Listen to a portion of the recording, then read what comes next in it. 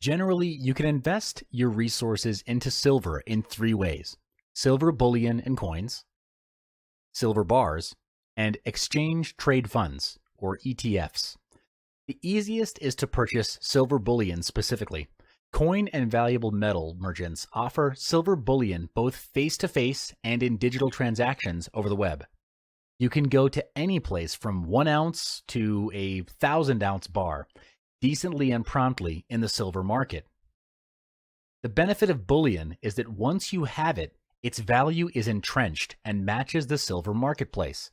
Silver price is historically more volatile than the price of gold, in that the value can change rapidly.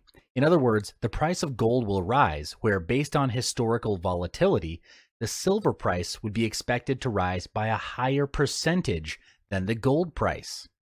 The drawback is that merchants charge markups to offer you silver, and on the off chance that you need to trade out your bullion later, the merchant potentially would give you a price that does not match the overarching price of the market.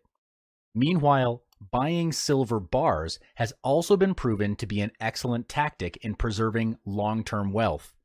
As an investor, you should firstly be sure to determine the right size and type of silver bars used as a primary investment tool.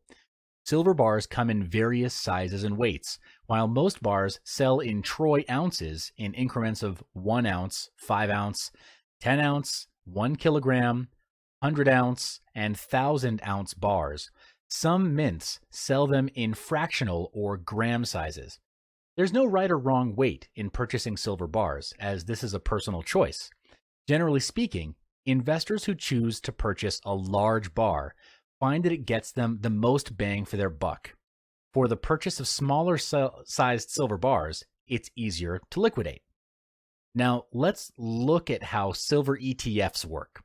When you buy gold and silver physically backed by ETFs, you do not possess the physical metal, but you own a paper representation.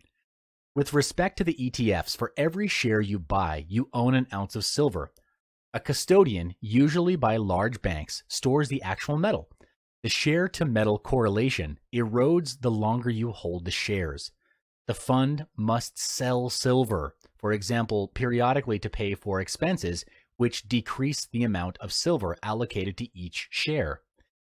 Silver exchange rate is at 1% to 2% the cost of gold.